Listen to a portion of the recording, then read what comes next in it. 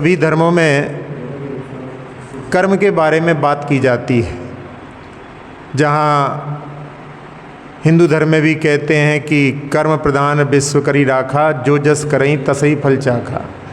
English में भी बोलते हैं as you sow shall you reap, कि आप जैसा करते हैं वैसे फल को प्राप्त करते हैं।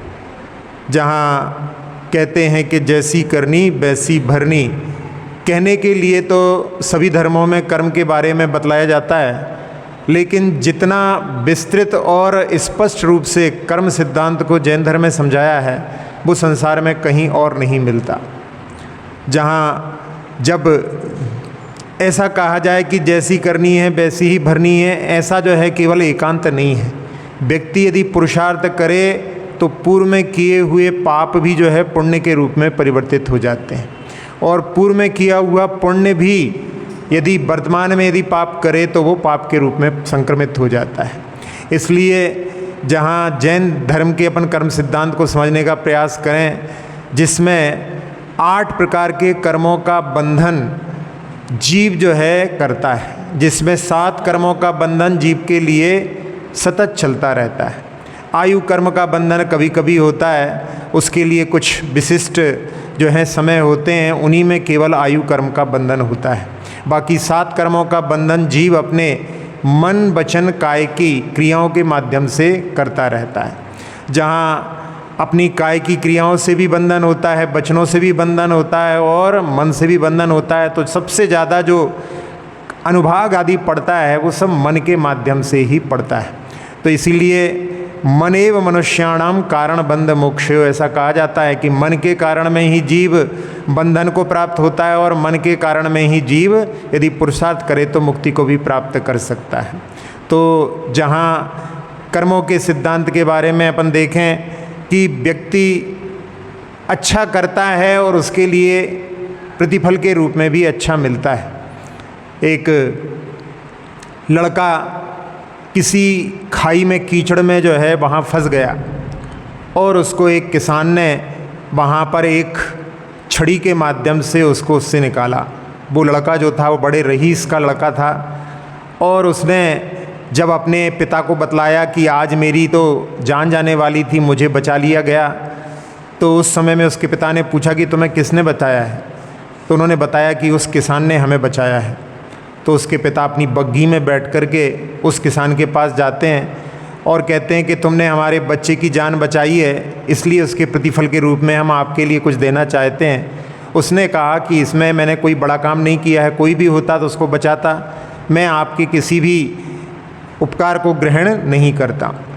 तो उस समय में जैसे कहते हैं कि नेकी कर कुएं में डाल, तो इस प्रकार से अच्छा करने के बाद में उसके प्रतिफल की अपेक्षा रखना अच्छा नहीं माना जाता। उसने अपने सिद्धांतों के अनुसार मना कर दिया, और जब उसी समय में उसका लड़का जो है बाहर निकल कर के आया, जहाँ किसान की परिस्थिति बहुत गरीब थी, तो उस समय में उसने कहा कि ठीक है, आप कुछ नहीं लेना चाहते तो कोई बात नहीं, लेकिन आप अपने बच्चे को पढ़ाने के लिए मुझे सौंप दें, मैं इसकी जो है पूरी पढ़ाई का खर्च लूँगा। तो उस समय में पिता ने सोचा कि मैं तो नहीं ले रहा हूँ, लेकिन यदि मैं बच्चे के लिए भी नहीं लेता हूँ तो मैं बच्चे के भविष्य के साथ में खिलवाड़ जैसी हो जाएगी। उसने कहा ठीक है, आप अपने इस बच्चे के लिए आप कुछ करना चाहते हैं तो कर सकते हैं। और उस किसान के बच्चे को उस रईस व्यक्ति ने पढ़ाया। वो बच्चा आगे चल कर के डॉक्टर बना, और डॉक्टर ने ऐसी जो है खोज की, वो जो बच्चा था वो अलेक्जेंडर फ्लेमिंग था, उसने पेनिसिलिन की खोज की, और जहाँ जिस रईस ने इसको पढ़ाया था उसी के यहाँ पर जो है बीमारी आई, तो उसमें उसकी जो है दवाई काम में आई। तो इस प्रकार से पहले उसने उसका भला किया, फिर इसने इसका भला किया, और बाद में फिर उसका पुनः उसका ही भला हो गया। तो ये कर्म सिद्धांत जिसमें कि व्यक्ति अच्छा करता है उसके फल को वो जो अच्छे के रूप में प्राप्त करता है। लेकिन जैसे कि हमने पहले कहा था कि ये एकांत नहीं है। आप यदि अच्छा भी कर रहे हैं, कई बार उसके बाद में भी उसका फल जो है खराब के रूप में भी मिल सकता है। तो ये कैसे हो सकता है कि कई बार अपन जहाँ किसी की मदद करने के लिए सोच रहे हैं और उस व्यक्ति ने उस मदद का यदि दुरुपयोग कर लिया, तो उसके माध्यम से वो जो है वहाँ पर उसका फल प्रतिकूल भी मिल सकता है। एक बार एक जगह पर जहाँ कुछ ब्रह्मचारिणी दीदियाँ प्रवचन के लिए जा रही थी पर्युषण में, और वहाँ उन्होंने सोचा कि पहुँचने में बहुत लंबा सफ़र है, कहीं भोजन आदि की व्यवस्था में विलम्ब हो गया, तो अपने साथ में उन्होंने दूध की पुड़ी बनवा करके साथ में ले कर के गईं। अब वहाँ जहाँ पहुँचे वहाँ पर उनको समझ में आया कि वहाँ के लोग लेने आ गए हैं, तो इसलिए अब उसकी आवश्यकता नहीं पड़ेगी। तो उन्होंने सोचा कि स्टेशन पर कोई भिक्षुक को, भिखारी को दे दें। अब एक भिखारी के लिए उन्होंने वो दी, उसने जो है उसमें से निकाल करके खाई, और खाने के बाद में वो ड्रामा करने लगा, मुंह में से उसने झाग आदि बना करके और आँखें आदि फेर करके वो लेट गया। अब यहाँ पर वो जब उसने ऐसा किया तो वहाँ पुलिस वाले उसको देख करके आ गए, और इन दीदियों के लिए वहाँ पर कहने लगे कि आपने जो है क्या खिला दिया है इसके लिए। अब वो उस बेचारी घबरा गई, और उसमें जिन्होंने दी थी वो तो थोड़ी सी वहाँ पर मतलब डर नहीं रही थी, लेकिन बाकी सब लोग डर रहे थे। तो उस समय में कहा कि आप इस मामले को रफा दफा करने के लिए 500 रुपये दे दो, हम इसको देख लेंगे। तो उस समय में बाकी सब जो है देने के लिए तैयार हो गए, लेकिन उन दीदी ने कहा कि नहीं नहीं, ऐसे नहीं, हमने कोई गलत काम नहीं किया है। इसी बीच में जो वहाँ के जो लोग लेने वाले थे थोड़ा सा विलम्ब से पहुँच गए, और उस समय में उन्होंने कहा कि यदि इसमें कुछ खराबी होगी तो फिर जो है ये लोग खाएंगे, तो इसके माध्यम से जो है इनको भी ऐसे ही होना चाहिए। तो उस समय में एक उनके साथ में लड़का था, उसने उन पुड़ियों को जहाँ पर उनके लिए दिया था उसमें से बीच में से एक निकाल करके खा करके उनको दिखलाया। कुछ नहीं होना था, क्योंकि उसमें कुछ था ही नहीं, वो वहाँ पर ड्रामा कर रहे थे। तो ऐसी मिली भगत के कारण में कई बार ऐसा भी हो जाता है कि व्यक्ति अच्छा करना चाहता है, लेकिन वहाँ पर जो है उसका प्रतिफल इस प्रकार से भी मिल सकता है। तो ये कर्म सिद्धांत में जहाँ पर अच्छा करने का फल अच्छा ही मिले कोई ज़रूरी नहीं है, लेकिन साथ साथ में इसमें ऐसा भी है कि यदि कोई किसी के साथ में यदि गलत करता है और उसका फल भी गलत मिले, ये भी कोई ज़रूरी नहीं, क्योंकि उसमें भी यदि पूर्व का पुण्य यदि तीव्र है तो सामने वाले के साथ में गलत करने के बाद में भी प्रसिद्धि मिलती है। बरनी जी के जीवन का उदाहरण है कि बरनी जी एक बार जब निकल रहे थे, छोटी अवस्था थी 15-16 साल की, तो उस समय में उनके लिए बच्चे खेलते हुए दिखे। एक जो है खेल होता है, गेंद गड़ा कहते हैं उसको, उसमें गोले बना करके लोग अपनी अपनी छड़ी रख करके खड़े रहते हैं और बाल को मार करके फिर छड़ी को अपने उस गोले में रख लेते हैं। तो उस गेम को खेल रहे थे, तो बरनी जी वहाँ पर उन बच्चों से कहने लगे, लाओ हमको भी दो छड़ी, हम भी खेलेंगे। तो उन्होंने उसको छड़ी दे दी। अब उन्होंने छड़ी को जो है बाल पर मारा, तो खेलते थे नहीं कभी, तो उनको आइडिया नहीं था, तो उन्होंने ऐसी जो है छड़ी को मारा कि वो छड़ी घूम करके एक व्यक्ति के आँख में लग गई, बॉल में तो लगी नहीं। और जब आँख में लगी तो आँख में से खून गिरने लगा, और बरनी जी उस समय में घबरा गए, क्योंकि उसकी माँ बहुत झगड़ालू थी। अब उनको लगा कि वो जब मिलेगी तो सबके सामने जो है बहुत सारी तो गाली देगी, पिटाई कर दे तो भी कोई उसका जो है भरोसा नहीं। तो उस समय में घबरा करके वो जो है घर पहुँचे रोते रोते, और उधर जब पहुँचे तो उसके पहले उनकी खबर पहुँच चुकी थी। जो उनकी धर्म माता थी चिरंजीबाई, उनके लिए भोजन के लिए कहने लगी, तो उन्होंने कहा कि मैं भोजन नहीं करूँगा। तो उन्होंने कहा कि क्या भोजन नहीं करने से क्या उसकी आँख ठीक हो जाएगी? तो उस समय में उन्होंने कहा कि भोजन कर लो, और उस समय में उन्होंने जो है जैसे तैसे भोजन कर लिया। लेकिन घबराहट के कारण में वो जब मंदिर जाते थे तो अंधेरे में सुबह सुबह मंदिर के दर्शन करके और वापस आ जाते थे कि कहीं वो मिल जाएगी तो परेशान करेगी। इसलिए कई दिनों तक जो है वो इस प्रकार के कार्य, शाम को भी जो है अंधेरा होने के बाद जाएं, सुबह भी अंधेरे में ही मंदिर के दर्शन करके लौट जाएं। अब बहुत दिन हो गए तो उन्होंने सोचा कि अब तो बहुत दिन हो गए हैं, तो मतलब बात आई गई हो गई। और एक दिन वो जो है दिन में निकले और देखा तो वो सामने से आ रही थी। अब उनके जो है हाथ पैर पूरे फूल गए कि अब क्या होगा। अब उन्होंने सोचा कि थोड़ा सा अपन रास्ता जो है कर लेते हैं एक साइड में, तो वो इस तरफ मुड़ने लगे तो वो भी उस तरफ मुड़ने लगी, और जो कहाँ से कोई गली थी नहीं, तो उनको मजबूरी में जो है वो देखा बिल्कुल सामने ही सामने आ रही है, आज तो जो है खैर नहीं, ऐसा सोच रहे थे। और वो जब बिल्कुल नज़दीक आई तो यहाँ तो जो है एकदम बिल्कुल परिवर्तन हो गया। आकर के उसने पैर छुए और ये सोचने लगे कि ये कैसे हो गया, यहाँ पर गालियों की बरसात होना चाहिए थी, वहाँ पर पैर पड़ रही है। तो उस समय उसने कहा कि आपने जो छड़ी मारी थी, हमारे बच्चे की आँख में अक्सूर था। अक्सूर यानी आँख लाल लाल रहती थी, और आपकी छड़ी लगने से उसकी जो है अक्सूर जो रोग था वो ठीक हो गया, उसमें से खून निकल गया, तो उसकी आँखें ठीक हो गई।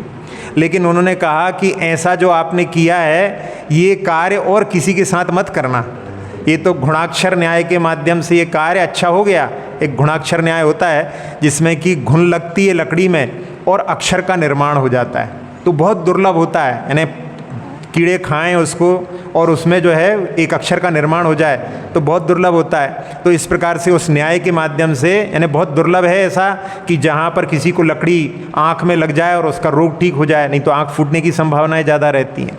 तो ऐसी जो है स्थिति में जब अपन देखते हैं तो समझ में आता है कि पूर्व का उनका इतना पुण्य तीव्र था कि सामने वाले की जहाँ पर उनकी पिटाई हो सकती थी, गाली पड़ सकती थी, वहाँ पर भी प्रशंसा मिल रही। तो ये कर्म सिद्धांत जिसमें अपन वर्तमान का जो पुरुषार्थ करते हैं उसमें केवल वर्तमान का पुरुषार्थ ही नहीं, पूर्व का अपना भाग्य भी जो है उसमें साथ देता है। तो जब पुरुषार्थ और भाग्य दोनों एक दिशा में होते हैं तब जो है बहुत अच्छे फल मिलते हैं, और जब पुरुषार्थ और भाग्य दोनों विपरीत दिशा में होते हैं तब फिर उसमें क्या रहता है, जैसे पूर्व का भाग्य बहुत अच्छा था, पुरुषार्थ निगेटिव भी होगा तो भी जो है वहाँ पर पॉजिटिव फल के रूप में प्राप्त हो जाएगा। और यदि उस समय में जिसका पूर्व का जो है पुरुषार्थ, पूर्व का जो भाग्य है वो अच्छा नहीं है और वर्तमान का खूब पुरुषार्थ भी कर ले तो उसमें से जो है पूर्व का जो भाग्य जो है अच्छा नहीं होने के कारण में वहाँ पर जो है फल जो मिलेगा वो ट्रंकेटेड यानी कम मिलेगा। तो इस प्रकार से ये कर्म सिद्धांत के जो स्वरूप को समझ करके अपने लिए वर्तमान में जो पुरुषार्थ करना है अपना, वो पुरुषार्थ अपने हाथ में है। जो पहले हो चुका वो तो अपने हाथ में नहीं रहता, अपन जो वर्तमान में कर रहे हैं वो ही जब लौट करके आता है वो ही भाग्य के रूप में परिवर्तित हो जाता है।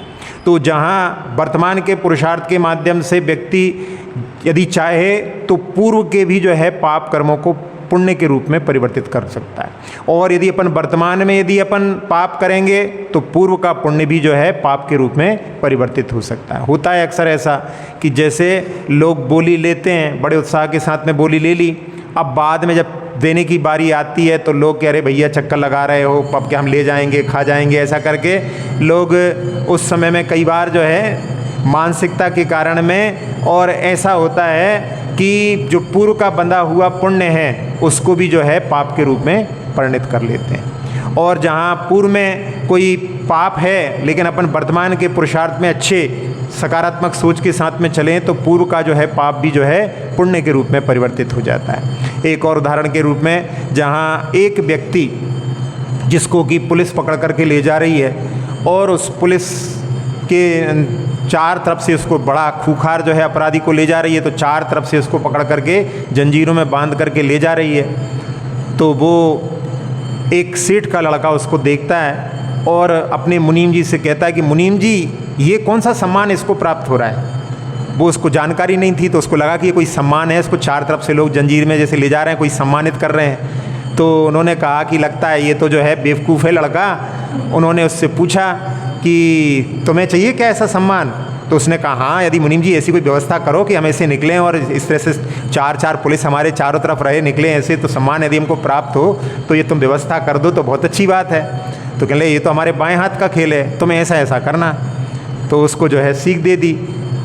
अब जहाँ राजा से मिलने के लिए सेठ जी का पुत्र गया है और वहाँ पर जाने के बाद में उसने एक सीधा जो है हाथ मार करके राजा का जो मुकुट है उसको गिरा दिया। तो कहले राजा के ऊपर यदि आक्रमण करोगे तो तुम्हारे लिए ये सम्मान प्राप्त हो जाएगा। लेकिन जहाँ मुकुट गिरा वहाँ पर लोगों ने देखा तो उस मुकुट के पीछे एक बिच्छू था। तो उसमें कहा कि देखो इसने जो है राजा की रक्षा कर ली। तो राजा ने उसके लिए बहुत सारा हीरा जवाहरात दे करके विदाई की। जब वो घर आया तो उसने कहा अरे मुनीम जी ये हीरे जवाहरात की कोई अपने यहाँ कमी है क्या? तो इसमें हमें वो सम्मान प्राप्त नहीं हुआ जो आपने बोला था। तो कहने लगा कि अच्छा आपको अभी भी जो है उस सम्मान की इच्छा है? तो कहने हाँ अभी भी हमारे मन में जो है उस सम्मान की इच्छा है। अगले दिन फिर उसके लिए बताया। तो उस समय में जहाँ राजा एक दिन सारे पब्लिक को जनता को दर्शन देते थे बाहर बैठ कर के, और उस जगह पर जब वहाँ पर वो पहुँचा उसने राजा के लिए वहाँ से फिर धक्का दे दिया। अब राजा को धक्का दे दिया तो जहाँ राजा नीचे गिरे थे वहाँ पर अच्छे जो है गद्दे वगैरह लगे थे तो राजा को कुछ चोट नहीं आई। लेकिन उसी समय में जो ऊपर छज्जा था वो टूट करके गिरा।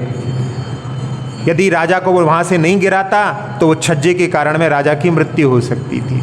तो फिर राजा ने कहा कि ये तो हमारे जो है जान बचाने में काम आया, तो इसके लिए इस बार पिछली बार की तुलना में और ज़्यादा सम्मानित किया जाए। तो यहाँ पर अपन इस दृश्य को भी देख रहे हैं कि जहाँ पर व्यक्ति कार्य जो है कर रहा है खराब, लेकिन उसके बाद में भी उसको फल जो है अच्छा मिल रहा है। तो ये कर्म सिद्धांत कहता है कि पूर्व का भाग उसका इतना तीव्र है कि जिसके कारण में जहाँ भी वो हाथ डालता है वहाँ पर उसके लिए धन की जो है प्राप्ति हो जाती है। धन्य कुमार की कथा में आप लोगों ने देखा होगा, सुना होगा। धन्य कुमार भी ऐसे थे कि जहाँ पर वो अपने हाथ को डालते थे वहाँ पर उनके लिए धन की प्राप्ति होती थी। पूर्व भाव में जो पहले पुण्य पाप किया था उसके माध्यम से हाथ में आए हुए सिक्के भी जो हैं अंगारे बन जाते थे, और बाद में ऐसी स्थिति हुई दान के माध्यम से ऐसे पुण्य का अर्जन किया कि उसके माध्यम से जहाँ भी हाथ डालते थे वहाँ पर उनके लिए धन की प्राप्ति होती थी। जब वहाँ धन्य कुमार के रूप में थे, छोटे भाई के रूप में, सारे बड़े भाई कार्य करते थे और ये छोटे थे, माँ का लाडला था। पूर्व भाव में जो है आरिका माता ने निदान के माध्यम से कि ये मेरा फिर से पुत्र बने, ऐसे जो है तीव्र राग के कारण में उस पुत्र को प्राप्त किया था। तो उसके प्रति राग होने के कारण में वो कुछ करता नहीं था, माँ उसकी बहुत सेवा करती थी। तो एक दिन उसने कहा कि ये बच्चे लोग जो हैं हमेशा कहते रहते हैं कि ये छोटा कुछ नहीं करता, हम लोग जो इतनी मेहनत करते हैं, बैठ के खाता है। तो पिता ने कहा कि वो लोग सही कहते हैं, अब ये हो गया है उस लायक, इसको भी कुछ काम करना चाहिए।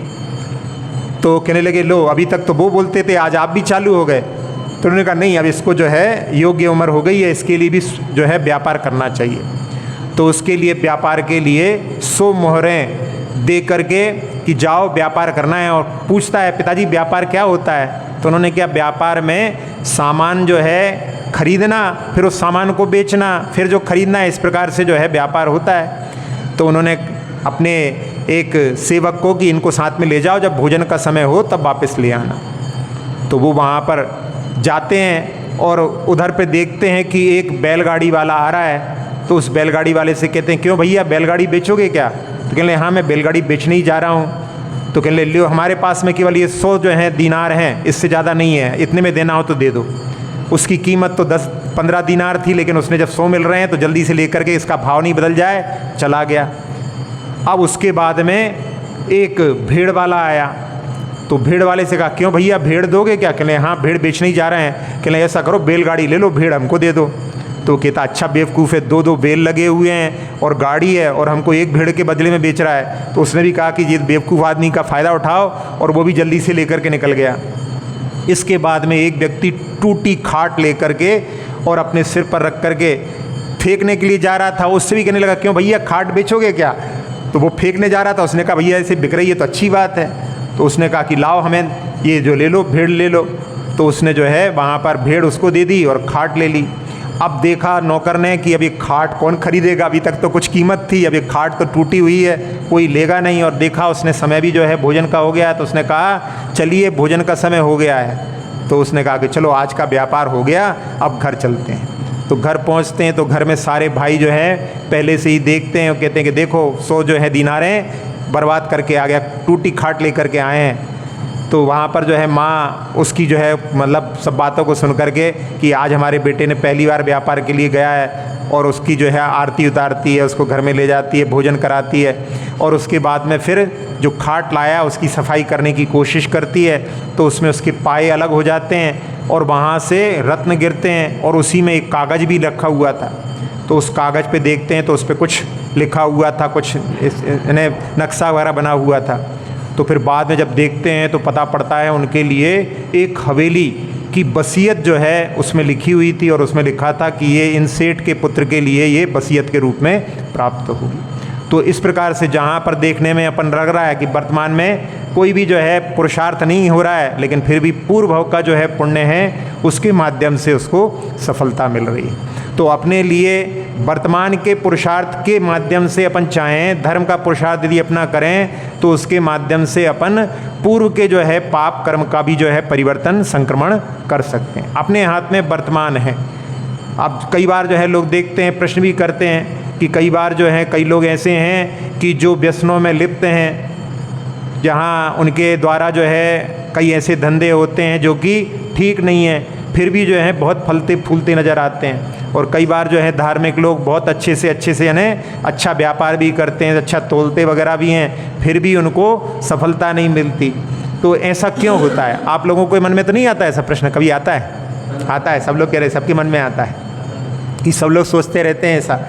तो इसमें क्या होता है, आखिर रहस्य क्या होता है? तो उसमें रहस्य कुछ नहीं, जो अपन ने पहले चर्चा की है वही रहस्य है कि उनका जिनके की पाप कार्य का जो है करने के बाद में भी यदि सफलता मिल रही है, इसका मतलब है पूर्व का पुण्य वो अपना खर्च कर रहे हैं। जैसे कि कोई साइकिल वाला आपके सामने से निकले और साइकिल में पेडल नहीं मारे, तो आप क्या समझोगे? यदि साइकिल तीव्र गति से जा रही है तो इसका मतलब क्या है कि उसने पहले पेडल मारे हैं, इसलिए भी गाड़ी तो चल रही है, अच्छी जा रही है गाड़ी, इसका मतलब है पूर्व में उसने पेडल मारे हैं। तो यही इसके साथ में कि यदि यहाँ पर जो है अभी कुछ नहीं भी कर रहा है तो भी सफलता मिल रही है, इसका मतलब है पूर्व में इसने जो है कार्य किया है।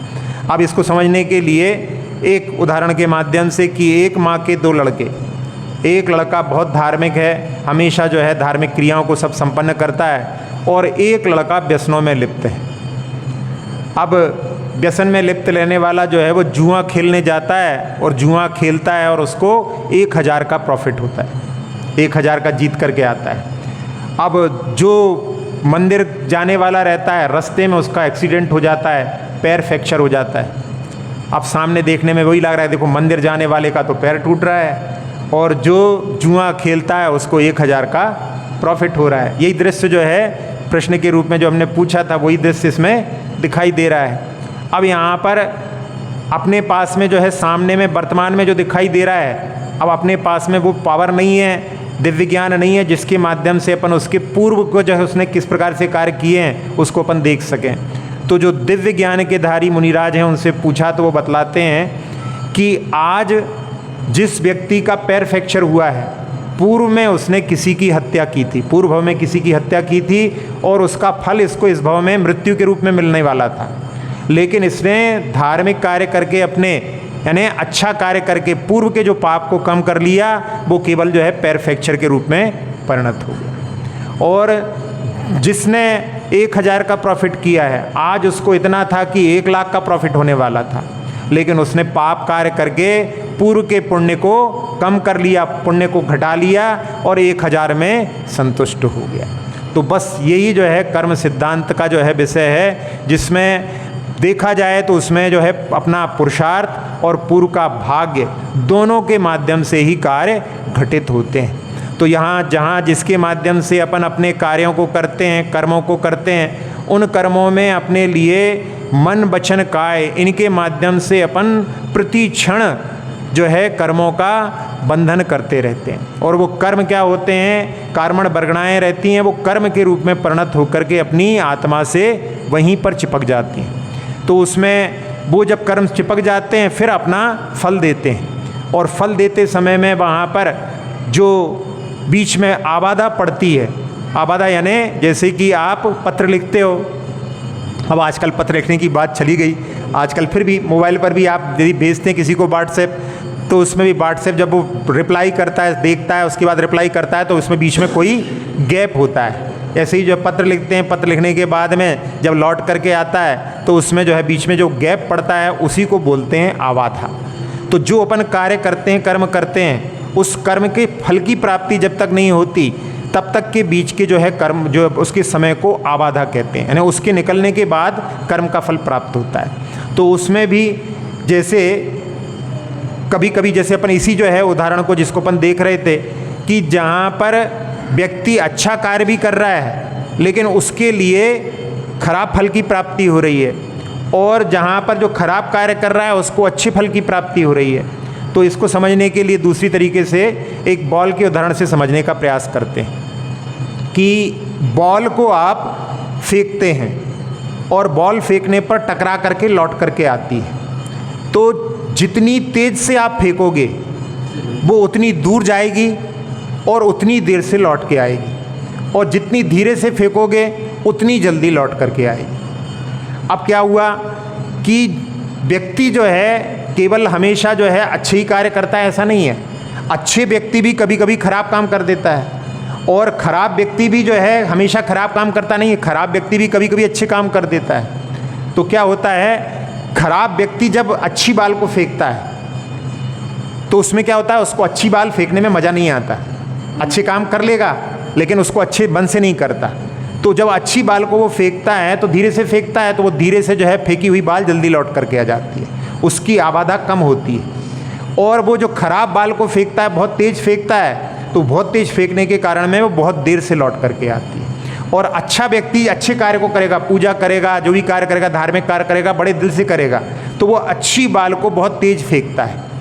और वो भी कभी कभी किसी के साथ में जो है लड़ाई भिड़ाई हो गई तो वो जो है वहाँ पर खराब बाल को फेंकेगा, तो वो जो है अच्छा व्यक्ति खराब बाल को दिल से नहीं फेंकता, धीरे से फेंकता है। तो धीरे से फेंकने पर वो जो है बॉल बहुत जल्दी लौट करके आ जाती है। तो बस यही है उसमें सिद्धांत कि जहाँ पर जो है व्यक्ति अच्छे कार्य करने के बाद में भी देखने में आ रहा है उसके कि वहाँ पर पाप का उदय चल रहा है। और जो व्यक्ति जो है जहाँ पर पाप कार्य कर रहा है, जैसे वीरप्पन था, वीरप्पन जो गैंगस्टर था, चंदन का व्यापारी, जिसने बहुत सारे जीवों को जो है मार डाला था, लेकिन अपनी जगह पर जहाँ पर वो रहता था वहाँ पर उसको लोग पूछते थे। क्यों पूछते थे? गरीब लोगों की मदद करता था। कोई उसके पास पहुँचता था कि हमारी बेटी की शादी करना है, हाँ ले जाओ 10,000 रुपये, तो उसको 10,000 रुपये देने में मज़ा नहीं आता था। उसको तो जो है लोगों को मारने में, कई हाथियों को उसने मारा, तो इन्हें हिंसा करने में उसको आनंद आता था। तो जो कार्य वो करता था वो जो है वहाँ पर उस बॉल को, खराब बॉल को बहुत तेज फेंकता था, तो उसका जो है फल उसके लिए जीवन के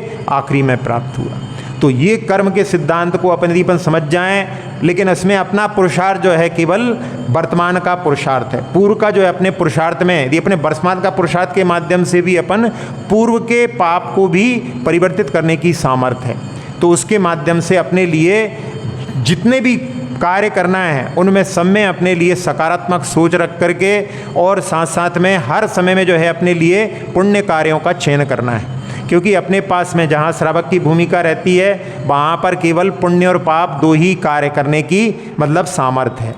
जहाँ मुनिराज होते हैं, ध्यान में लीन हो जाते हैं, वो पुण्य और पाप दोनों से ऊपर उठ जाते हैं, लेकिन श्रावक जो है पाप और पुण्य इनसे ऊपर नहीं उठ पाता। तो अपने लिए पाप कार्य के जो है द्वार को बंद करके और पुण्य कार्यों को करके उसके माध्यम से अपन जो है पूर्व के भी जो है पाप कर्म को उसको भी पुण्य के रूप में परिणत कर लेते हैं। क्योंकि जिस समय में यदि अपन पुण्य कार्य करते हैं उस समय में संक्रमण होता है, यानी पूर्व बंधे हुए जो पूर्व के पाप हैं वो भी पुण्य के रूप में परिवर्तित होते हैं। तो ये कर्म सिद्धांत को अपन समझ करके अपनी जागृति के साथ में, क्योंकि अपनी हर क्रिया से, मन से, वचन से, काय से, सबसे जो है वहाँ पर बंधन होता है, जिसमें बतलाया विशेष रूप से मन से बंधन विशेष रूप से होता है। इसलिए अपने को मन के माध्यम से, जहाँ अपने को बहुत जागृति रखना है कि अपने मन के माध्यम से यदि अपन किसी का अहित यदि विचार करेंगे तो उसके माध्यम से भी अपना अहित होगा। इसलिए अपने लिए मन में हमेशा अच्छाइयों की बात, अच्छी अपन चर्चा भी करते हैं, अपन चर्चा करने के विषय में भी अपन देखें अक्सर जो है अपनी चर्चाओं में क्या विषय रहता है, और उसके माध्यम से भी अपन जहाँ पर बहुत सारे जो है पाप कर्जन कर लेते हैं। एक बालक जिसकी माँ ने उसके लिए समझाया, जबकि वो जो है रोज़ स्कूल से आता था और रोज़ जो है रोना सुनाता था कि आज मेरी जो है पेंसिल खो गई, आज मेरी किसी ने किताब फाड़ दी, आज जो है मेरे टिफ़िन में से किसी ने जो है भोजन खा लिया। तो रोज़ रोज़ जो है रोते रोते जो है सुनाते थे। तो उस समय में उनकी माँ ने कहा कि देखो तुम ये आकर के रोज़ रोना सुनाते हो, उसको सुन कर के हमको बिल्कुल अच्छा नहीं लगता, और सुनाते समय तुम्हारी चेहरे पर भी जो शक्ल है ना वो भी जो है वहाँ पर रोने वाली रहती है, उसको देख कर के तुमको देख कर के खुशी नहीं होती। बेटा ऐसा करा करो कि दिन भर में ऐसा देखा करो कि कोई अच्छी चीज़ दिखाई दे जिसको सुनाते समय तुमको प्रसन्नता हो और हमें सुनकर के प्रसन्नता हो, ऐसी चीज़ तुम जो है शेयर करने की कोशिश किया करो। तो उसके लिए जो है जब वहाँ पर माँ ने बतलाया तो बच्चे की जो है दृष्टि परिवर्तित हो गई। अब वो दिन भर देखता कि क्या ऐसी बात जिसको कि मैं अपनी माँ को सुनाऊँ। तो उसने फिर एक दिन आके सुनाया कि आज माँ ऐसा हुआ कि हमारे स्कूल के बच्चे कुछ जो ऐसा करते हैं, कोई वृद्ध रहते हैं, कोई अंधे रहते हैं, उनको रोड पार करा देते हैं। तो उस समय में आज ऐसा हुआ कि उसने जो है उसको रोड पार करा दी, लेकिन वो जो है हुआ ये था कि वो रोड पार करने वाला यानी पूरी करने वाला ही था, लेकिन उसी को पकड़ करके वापस उसी जगह छोड़ दिया। तो उसके बाद में फिर उसने जो है वहाँ पर जो है जो व्यक्ति था वो वहाँ पर कहने लगा हमने तो बिल्कुल मंजिल पर पहुँच गए थे, तुमने हमको फिर से वहाँ पर ला करके रख दिया। तो उस समय में वहाँ पर भले भले ही व्यंग के रूप में है, लेकिन वहाँ पर जो है सुनाते समय उसको भी खुशी हो रही थी कि बच्चे लोग ऐसा अच्छा कार्य भी करते हैं।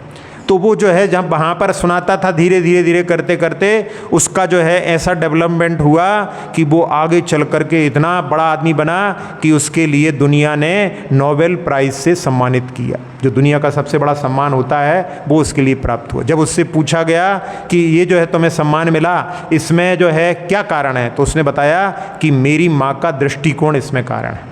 उन्होंने बताया कि हम हमेशा जो है अच्छाइयाँ देखें और अच्छाइयों को शेयर करें। तो अपने जो है अपने जीवन में अपन उसको देखें, जिस प्रकार की चर्चा अपनी चलती है उसमें यदि अपन परिवर्तन करें तो बहुत सारे अपन जो है पाप कार्यों का जिनके माध्यम से अर्जन होता है उनसे अपन बच सकते हैं। अच्छी वैसे देखें जाए दुनिया में तो बहुत सारी अच्छी चीज़ें मिल जाती हैं। एक सुन कर के कि एक बच्चा जिसके लिए जब गर्मी की छुट्टियों में सारे परिवार के लोग हिल स्टेशन पर जा रहे थे और उस समय में उसने कह दिया कि मैं नहीं जाऊंगा। सब लोगों ने कहा क्यों? कह ले यहाँ पास में एक तालाब है, वो तालाब सूख रहा है, उसमें बहुत सारी मछलियाँ, कछुए आदि हैं, वो सब मर जाएंगे गर्मी में, तो मैं उनको जो है संरक्षण करूँगा। मैंने यहाँ पे कुछ दोस्तों के मिल कर के और मछुआरों से मिल कर के उनको बॉक्स में रखूँगा और जब बरसात हो जाएगी तो फिर उनको उसमें छोड़ा जाएगा। उस व्यक्ति ने हिल स्टेशन पर जाना मना कर दिया। तो ऐसी जो है मतलब जहाँ घटनाएं घटती हैं उनको यदि अपन किसी को शेयर करते हैं तो उसमें उसके लिए एक अलग जो है दृष्टिकोण प्राप्त होता है। एक जगह पर जैसे एक गांव के बच्चे, जहाँ पर उन्होंने पूरे गांव की जो स्ट्रीट लाइट जलती थी उसका स्विच था, उस स्विच के नीचे ही एक पक्षी ने अंडे दे दिए।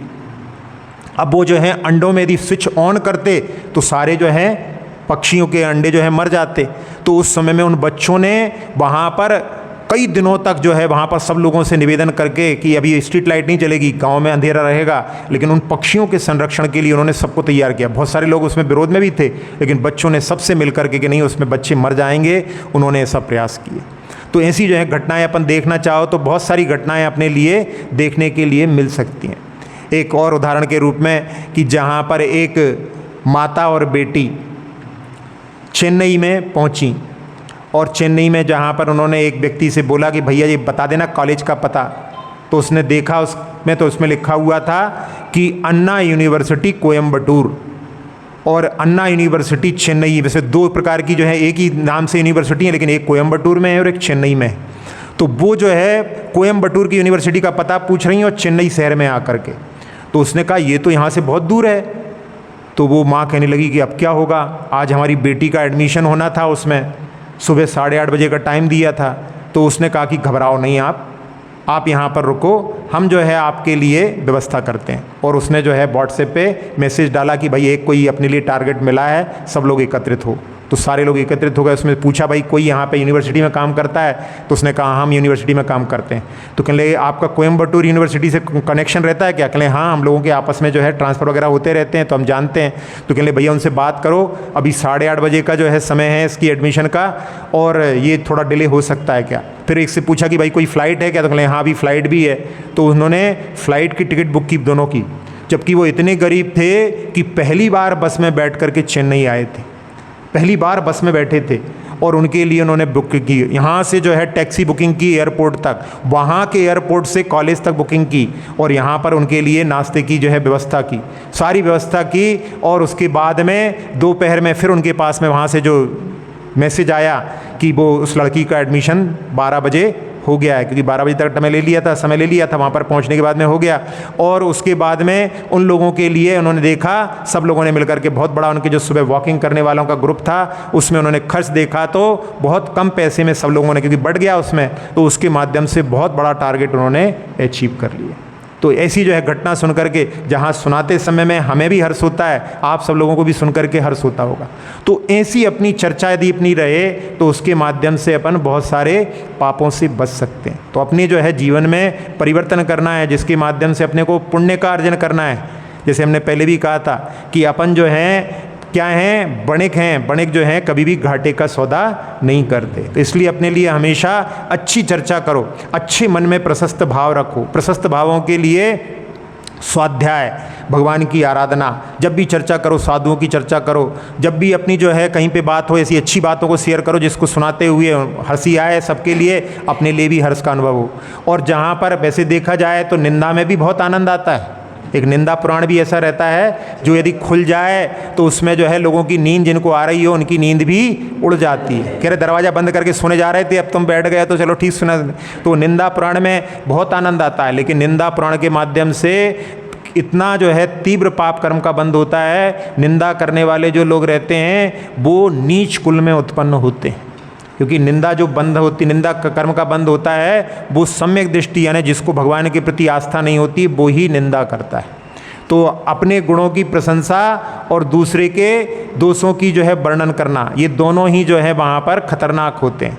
अपने मुंह से अपनी कोई प्रशंसा करे तो वो भी जो है किसी को पसंद नहीं आती, तो वो भी जो है वहाँ पर अपने लिए नीच गोत्र के लिए कारण होती है।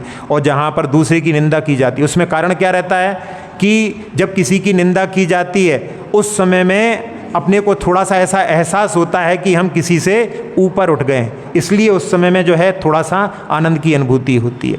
और जब किसी की, कोई कहते हैं हम तो कभी किसी की निंदा नहीं करते, लेकिन उसके लिए क्या है कि यदि आपको ऐसा लगता है कि आप किसी की निंदा नहीं करते तो उस समय में यदि वो व्यक्ति आ जाए और आपको अपने विषय को परिवर्तित ना करना पड़े तो आप समझ सकते हो कि आपने निंदा नहीं की है। यदि उसके आने पर आपको अपने विषय को परिवर्तित करना पड़े, घबरा जाओ आप, तो आपको समझ लेना चाहिए कि आप भी उस निंदा के क्षेत्र में हैं। तो ये कर्म सिद्धांत को अपन समझ करके अपने, जिसमें कि जो है 7 कर्मों का बंधन यानी सतत चलता रहता है, एक भी समय नहीं छूटता है। और आयु कर्म का जो बंधन होता है वो विशेष, वो भी कब होता है, त्रिभाग में बंधन होता है। जब जैसे किसी की आयु 81 वर्ष है तो 54 वर्ष तक यानी 2/3 तक तो बंध नहीं होता, फिर उसके बाद में जो है 8 ऐसे ही 2/3 निकल करके समय आते हैं। तो अधिकतर लोग जो बच्चे हैं उनको छोड़ करके, लेकिन बच्चों का भी कोई भरोसा नहीं, कितनी उम्र लेकर के आए उसका 2/3 निकल गया तो कोई भरोसा नहीं। तो इसलिए अपने लिए ऐसा कभी नहीं सोचना चाहिए कि हमारा तो अभी समय नहीं है, अपने कोई दिक्कत नहीं है। अपने को तो यही सोच करके चलना चाहिए कि अपनी आयु बंध का समय है, इसलिए अपने को हमेशा जागृत रहें, ज़्यादा से ज़्यादा अपने कार्य जो है शुभ कार्य करते रहें, क्योंकि उसके माध्यम से अगली आयु, क्योंकि अगली आयु बंधेगी तो उसके अनुसार जो है अपने भावों के परिणामों के अनुसार बंधेगी।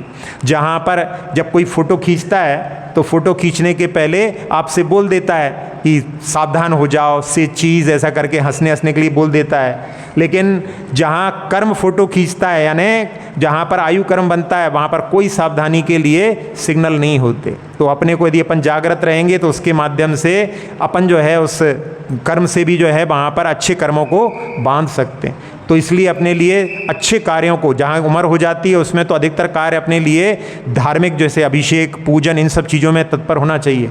लेकिन यदि अपनी उम्र होने के बाद में भी यदि अपने में परिवर्तन नहीं आता, अपन उन्हीं कार्यों में लगे रहते हैं, इसका मतलब है अपन अपने भविष्य के बारे में कोई भी विचार नहीं कर रहे हैं। तो ये कर्म सिद्धांत अपने लिए जागृत करने के लिए, जिसके माध्यम से अपन अपने जीवन को उन्नत बना सकते हैं। अब थोड़ी सी देर के लिए ध्यान करते हैं।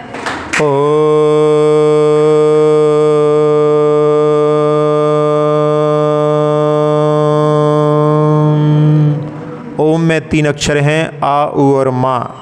आ से अतीत यानी भूतकाल, उ से उदर्क यानी भविष्यकाल, और दोनों के बीच में मध्य जो वर्तमान है वो मध्य से माँ से निकलेगा। ऐसे तीनों काल के अरहंत और सिद्धों की ऊर्जा का आह्वान करने के लिए एक बार पुनः ओम का नाद करते हैं।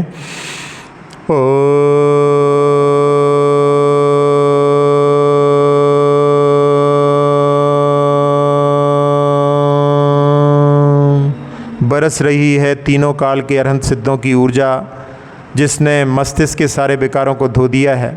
नेत्र, नासिका, मुख, कर्ण, कंठ, फेफड़े, हृदय, छोटी आंत, बड़ी आंत, किडनी, लीवर आदि सभी अंतरंग अवयव, मेरुदंड, पीठ, कमर, कंधे, दोनों हाथ, दोनों पैर, पूरे शरीर को, पूरे शरीर की त्वचा को, पूरे शरीर के रक्त को निर्विकार, निरामय, निरोगी बना दिया है।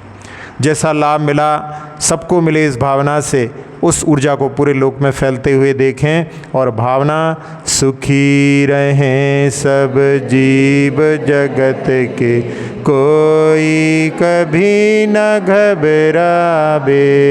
सुखी रहें सब जीव जगत के, कोई कभी न घबरावे। सुखी रहें सब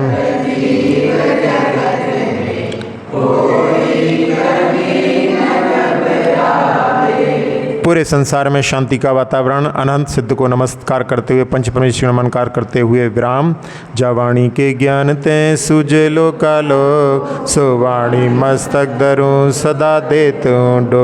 हे जिन वाणी भारती तोय जपों दिन रैन, जो तेरी शरणा गए सो पावे सुख चैन।